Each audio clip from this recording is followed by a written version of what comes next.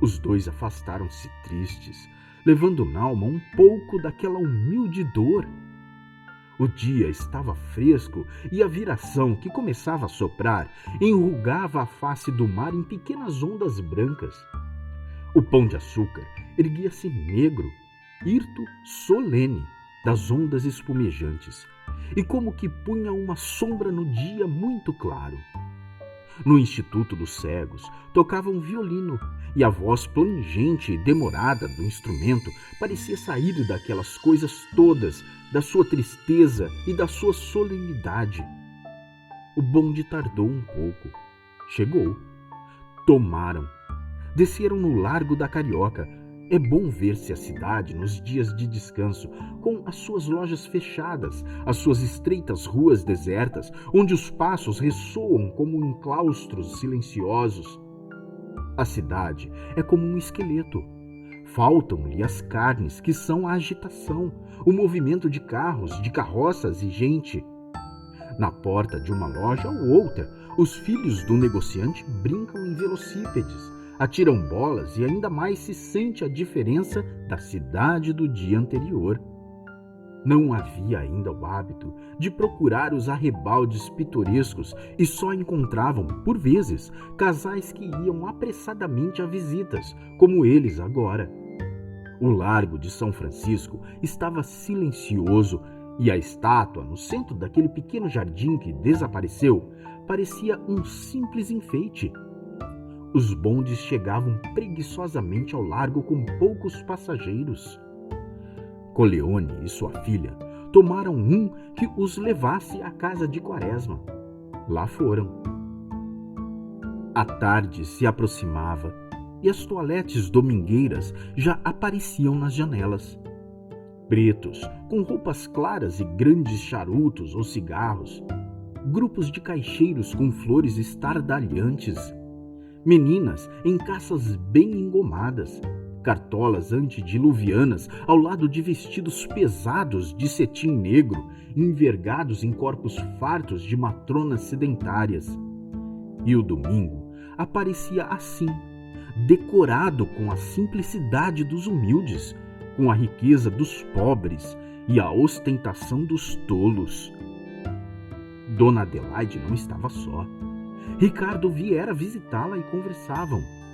Quando o compadre de seu irmão bateu no portão, ele contava à velha senhora o seu último triunfo. Não sei como há de ser, Dona Adelaide. Eu não guardo as minhas músicas, não escrevo. É um inferno. O caso era de pôr um autor em maus lençóis. O senhor Paysandón, de Córdoba, República Argentina. Autor muito conhecido na mesma cidade, lhe tinha escrito pedindo exemplares de suas músicas e canções. Ricardo estava atrapalhado. Tinha os versos escritos, mas a música não. É verdade que as sabia de cor, porém, escrevê-las de uma hora para outra era trabalho acima de sua força. É o diabo, continuou ele. Não é por mim. A questão é que se perde uma ocasião de fazer o Brasil conhecido no estrangeiro. A velha irmã de Quaresma não tinha grande interesse pelo violão. A sua educação, que se fizera vendo semelhante instrumento entregue a escravos ou gente parecida, não podia admitir que ele preocupasse a atenção de pessoas de certa ordem. Delicada, entretanto, suportava a mania de Ricardo, mesmo porque já começava a ter uma ponta de estima pelo famoso trovador dos suburbanos. Nasceu-lhe essa estima pela dedicação com que ele se ouve no seu drama familiar. Os pequenos serviços e trabalhos, os passos para ali e para aqui, ficaram a cargo de Ricardo, que os desempenhara com boa vontade e diligência. Atualmente, era ele o encarregado de tratar da aposentadoria do seu antigo discípulo. É um trabalho árduo esse de liquidar uma aposentadoria, como se diz na gíria burocrática. Aposentado o sujeito, solenemente por um decreto, a coisa corre uma dezena de repartições e funcionários para ser ultimada.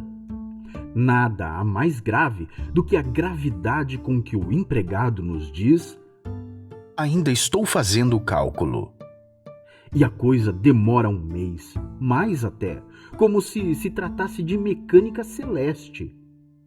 Coleone era o procurador do major, mas não sendo entendido em coisas oficiais, entregou ao coração dos outros aquela parte do seu mandato. Graças à popularidade de Ricardo e da sua lhaneza, vencer a resistência da máquina burocrática e a liquidação estava anunciada para breve. Foi isso que ele anunciou a Coleone, quando este entrou seguido da filha. Pediram tanto ele como Dona Adelaide notícias do amigo e do irmão. A irmã nunca entendera direito o irmão. Com a crise, não o ficou compreendendo melhor, mas o sentira profundamente com os sentimentos simples de irmã e desejava ardentemente a sua cura. Ricardo, coração dos outros, gostava do major. Encontrara nele certo apoio moral e intelectual de que precisava. Os outros gostavam de ouvir o seu canto, apreciavam como simples diletantes, mas o major era o único que ia ao fundo da sua tentativa e compreendia o alcance patriótico de sua obra. De resto, ele agora sofria particularmente. Sofria na sua glória, produto de um lento e seguido trabalho de anos. É que aparecera um crioulo a cantar modinhas e cujo nome começava a tomar força e já era citado ao lado do seu. Aborrecia-se com o rival por 2 fatos. Primeiro, pelo sujeito ser preto. E segundo, por causa das suas teorias. Não é que ele tivesse ojeriza particular aos pretos. O que ele via no fato de haver um preto famoso tocar violão era que tal coisa ia diminuir ainda mais o prestígio do instrumento. Se o seu rival tocasse piano e por isso ficasse célebre, não havia mal algum. Ao contrário, o talento do rapaz levantava a sua pessoa por intermédio do instrumento considerado. Mas tocando violão era o inverso.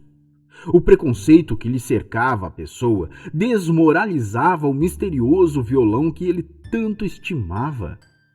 E além disso, com aquelas teorias, ora, querer que a modinha diga alguma coisa e tenha versos certos, que tolice! E Ricardo levava a pensar nesse rival inesperado que se punha assim diante dele como um obstáculo imprevisto na sua subida maravilhosa para a sua glória. Precisava afastá-lo, esmagá-lo, mostrar a sua superioridade indiscutível. Mas como? A Réclame já não bastava. O rival a empregava também. Se ele tivesse um homem notável, um grande literato que escrevesse um artigo sobre ele e a sua obra, a vitória estava certa. Era difícil encontrar. Esses nossos literatos eram tão tolos e viviam tão absorvidos em coisas francesas. Pensou num jornal, o violão, em que ele desafiasse o rival e o esmagasse numa polêmica. Era isso que precisava obter, e a esperança estava em Quaresma, atualmente recolhido ao hospício, mas felizmente em via de cura. A sua alegria foi justamente quando soube que o amigo estava melhor.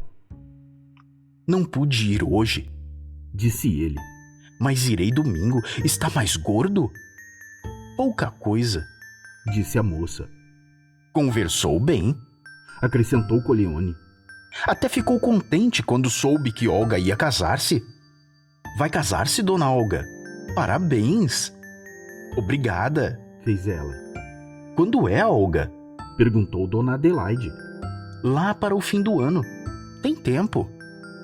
E logo choveram perguntas sobre o noivo e afloraram as considerações sobre o casamento. E ela se sentia vexada. Julgava tanto as perguntas como as considerações impudentes e irritantes. Queria fugir à conversa, mas voltavam ao mesmo assunto, não só o Ricardo, mas a velha Adelaide, mais loquaz e curiosa que comumente. Esse suplício que se repetia em todas as visitas quase a fazia arrepender-se de ter aceitado o pedido. Por fim, achou um subterfúgio, perguntando: Como vai o general?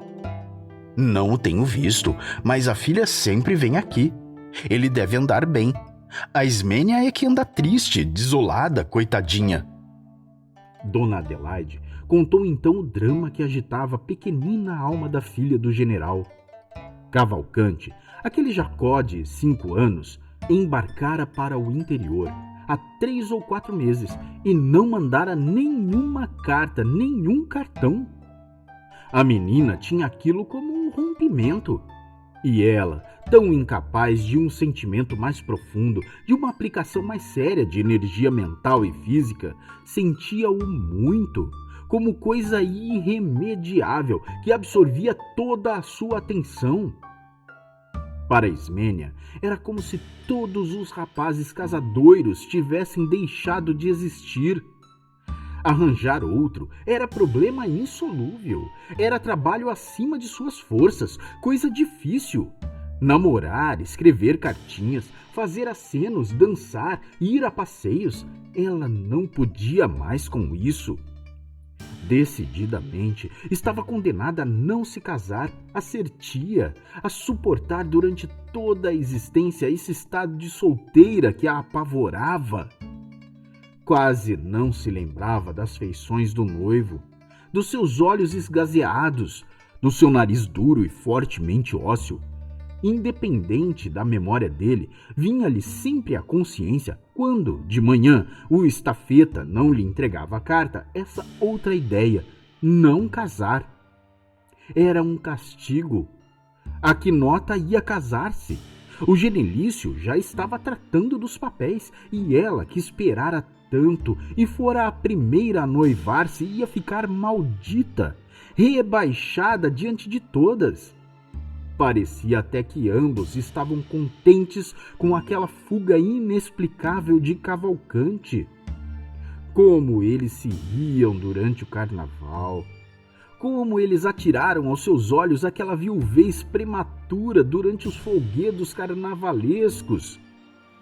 Punham tanta fúria no jogo de confetes e bisnagas, de modo a deixar bem claro a felicidade de ambos. Aquela marcha gloriosa, invejada para o casamento, em face do seu abandono. Ela disfarçava bem a impressão da alegria deles, que lhe parecia indecente e hostil. Mas o escárnio da irmã, que lhe dizia constantemente: "Brinca, Ismênia, ele está longe, vai aproveitando", metia-lhe raiva. A raiva terrível de gente fraca, que corrói interiormente por não poder arrebentar de qualquer forma. Então, para espantar os maus pensamentos, ela se punha a olhar o aspecto pueril da rua, marchetada de papeluchos multicores e as serpentinas irisadas pendentes nas sacadas, mas o que fazia bem à sua natureza pobre, comprimida, eram os cordões, aquele ruído de atabaques e adufes, de tambores e pratos. Mergulhando nessa barulheira, o seu pensamento repousava e como que a ideia que a perseguia desde tanto tempo ficava impedida de lhe entrar na cabeça. De resto, aqueles vestuários extravagantes de índios, aqueles adornos de uma mitologia francamente selvagem, jacarés, cobras, jabutis, vivos, bem vivos, traziam à pobreza de sua imaginação imagens risonhas de rios claros, florestas imensas, lugares de sossego e pureza que a reconfortavam. Também aquelas cantigas gritadas, berradas, num ritmo duro e de uma grande indigência melódica, vinham como reprimir a mágoa que ia nela, abafada, comprimida, contida, que pedia uma explosão de gritos, mas para o quê? Não lhe sobrava força bastante e suficiente. O noivo partira um mês antes do carnaval e depois do grande festejo carioca, a sua tortura foi maior. Sem hábito de leitura e de conversa, sem atividade doméstica qualquer, ela passava os dias deitada, sentada, a girar em torno de um mesmo pensamento: não casar. Era-lhe doce chorar. Nas horas da entrega da correspondência, tinha ainda uma alegre esperança. Talvez. Mas a carta não vinha. E voltava ao seu pensamento: não casar. Dona Adelaide, acabando de contar o desastre da triste Ismênia, comentou: Merecia um castigo isso, não acham? Coleone interveio com brandura e boa vontade. Não há razão para desesperar. Há muita gente que tem preguiça de escrever. Qual? Fez Dona Adelaide. Há 3 meses, Sr. Vicente. Não volta. Disse Ricardo sentenciosamente. E ela ainda o espera, Dona Adelaide? Perguntou Olga. Não sei, minha filha. Ninguém entende essa moça. Fala pouco. Se ela diz meias palavras, é mesmo uma natureza que parece sem sangue nem nervos. Sente-se a sua tristeza, mas não fala. É orgulho? Perguntou ainda Olga. Não, não. Se fosse orgulho, ela não se referia de vez em quando ao noivo. É antes moleza, preguiça. Parece que ela tem medo de falar para que as coisas não venham a acontecer. E os pais que dizem a isso? Indagou Coleone. Não sei, mas pelo que pude perceber, o incômodo do general não é grande. E Dona Maricota julga que ela deve arranjar outro. Era o melhor, disse Ricardo. Eu creio que ela não tem mais prática, disse sorrindo Dona Adelaide. Levou tanto tempo noiva. E a conversa já tinha virado para outros assuntos, quando a Ismênia veio fazer a sua visita diária à irmã de Quaresma. Cumprimentou todos e todos sentiram que ela penava. O sofrimento dava-lhe mais atividade à fisionomia. As pálpebras estavam roxas e até os seus pequenos olhos pardos tinham mais brilho e expansão. Indagou da saúde de Quaresma e depois calaram-se um instante. Por fim, Dona Adelaide lhe perguntou: Recebeste carta, Ismênia? Ainda não. Respondeu ela com grande economia de voz. Ricardo moveu-se na cadeira, batendo com o braço num duquerque, veio a atirar ao chão uma figurinha de biscuit que se esfacelou em inúmeros fragmentos, quase sem ruído.